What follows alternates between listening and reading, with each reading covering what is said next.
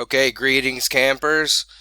Coming at you live at my house, at my office at 10:30 at night, trying to do these awesome videos to help you guys out.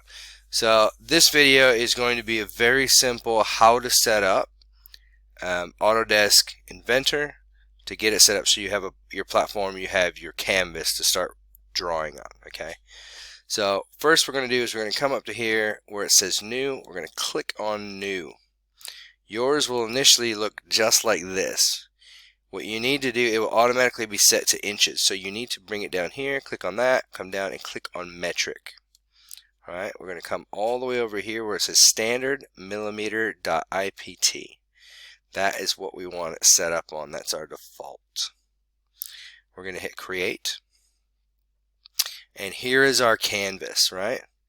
Well, there's nothing here, right? So we need an axis and planes to draw on.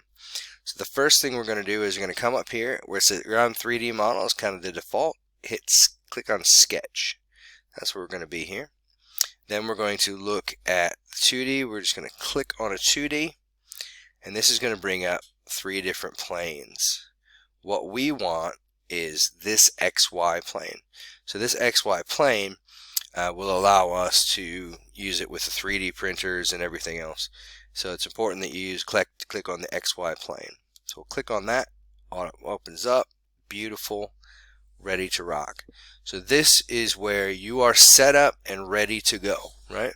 So you should have drawn out your thing by now. You have all your measurements ready to go. And this is the start where you start drawing. This is where you start coordinating and organizing and making what you're making. I'm just going to run through a couple of the simple tools quickly. So if we come up here, this is our line tool, right? So I'm just going to draw a line from here to here. And this one here, I'm like, well, how do I stop it? Because if I click, it's just going to make another line, right?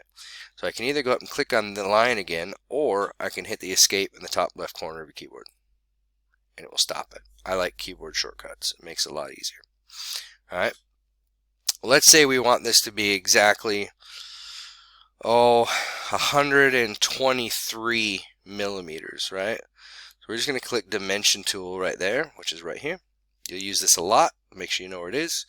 We'll click on this. Now, don't just click it like that. You want to, once you click on it once, see my hands are up here, nothing's happening.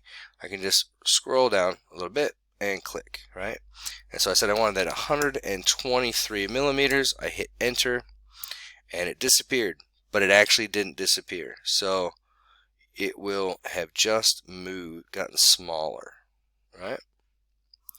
So which brings me to the next one. So what we're going to do is I'm going to grab this little movement tool so we can get it nice and close and see what we're doing.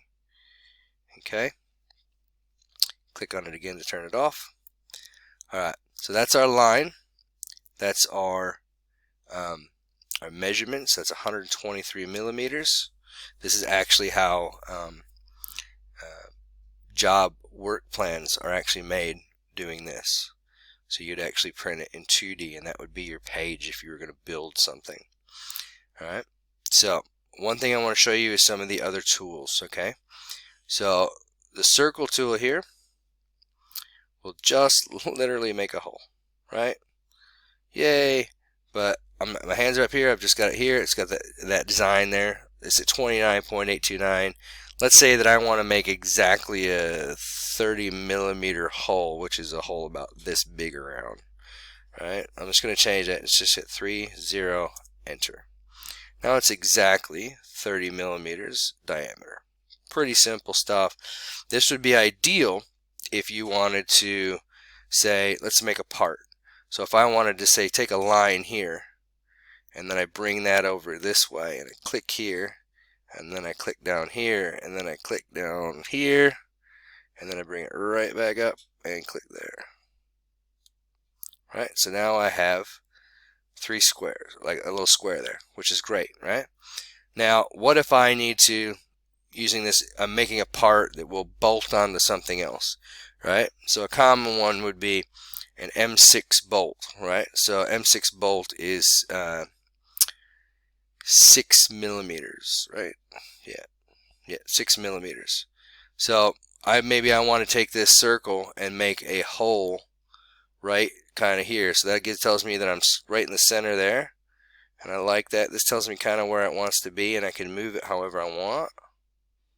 And so I'm just going to bring it up here.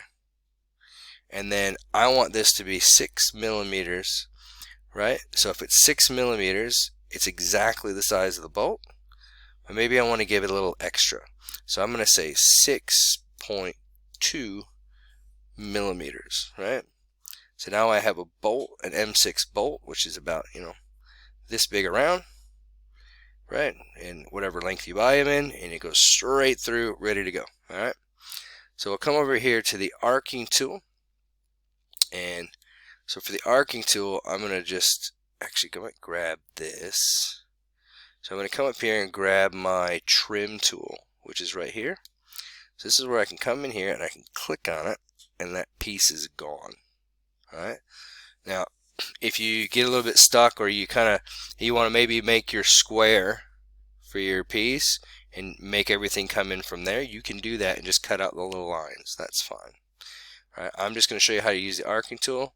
So you see we've got the yellow here. It's a yellow dot.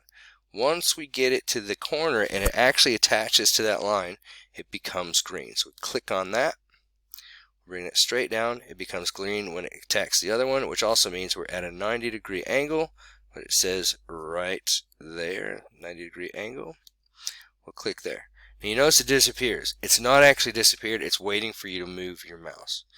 So if we come in this way, right, bring it through here, let's say we want, let's make it really kind of funky here, right? So it's big here. So let's make this, let me just undo that. Yeah, let's try that one more time. I click here. I want to try and show you how to do the exact measurement here. All right, so we've got it right now, it's at 23. Let's make it 30. And enter. Now you see how we got all these kind of weird lines here? So what we're going to do is we're going to go up to this trim tool, and I'm just going to click here. That one's gone. I'll click here. That one's gone. And then I can hit escape, and that's good. So if I had a part that needed that special cutout, right, I'd probably have another piece that comes down here and a piece that comes here. I can just take those corners off, okay? So that's the trim. Now let's say that I don't like this, or you know what, let me change it. Let me just move this up a little bit. Let's do another line, and let's do it kind of funky. We'll make it kind of crooked. It doesn't quite work right. You know what I'm saying? Right? And then we'll kind of come here. Alright? So what you can do is you can grab your, that's not what I want. You can grab your move tool. Alright, you can grab this one and you can move this piece out however you like it. Right? You can move it in and out, on and around. So let's say we've moved it like this. We're kind of happy with what we have so far. So maybe we'll kind of straighten it all out. Yep, no worries. Come up here, we'll kind of straighten this one out. It's telling me that that's straight. Right? But this isn't quite long enough, so I can grab it and I can drag it. Right? So now I've made myself kind of a square, except this side's not very good. And now it's square. Alright? But you can also extend it. So you can grab an extension tool here, and this will automatically extend this to the next line. Okay? Alright, so this is kind of the basic stuff you need. Now if I was going to do a part like this, I may decide to maybe use this rectangle tool, and this will literally just make me exactly what I want. And just click. Try my best. Click.